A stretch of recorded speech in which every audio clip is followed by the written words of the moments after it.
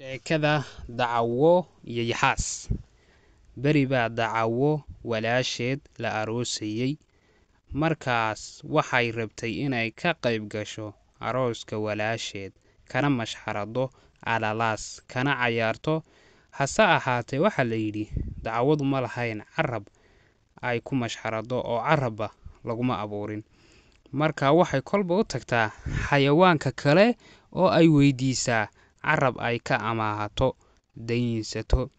Sidii ay u wareegaysay ayaa markii dambe waxay u tagtay Yaxaas jiifa webiga qarkiisa jiinkiisa. Markaas ayay waxay ku tidhi Yaxaasow, waxaan kaa codsanayaa inaad i amaahiso carabkaaga, waayo walaashay ayaa la aroosayaa. Markaa inaan ka mashxarado arooska walaashay ayaan rabaa. Marka aroosku dhammaadana waxaan kuugu soo celinayaa degdeg. Sidaas ayuu Yaxaaskii ku aaminay carabkiisii, isaga oo ku adkaynaya inuu u soo celiso. Dacawadii waxay tagtay arooskii walaasheed oo ay habeenkii oo dhan ka mashxaradaysay. Markii arooskii dhammaaday, Dacawadii uma celin Yaxaaskii carabkiisii.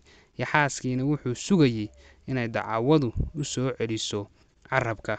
Xayawaankii kale ayaa waxay Dacawadii ku yidhaahdeen, Dacawo, maad carabka u celisid Yaxaaska?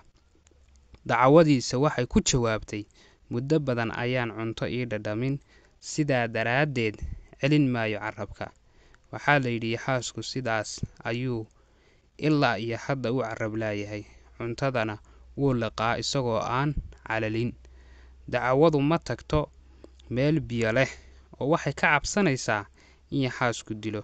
Yaxaaskuna Dacawo ayuu raadiyaa si uu uga soo ceshado carabkiisa.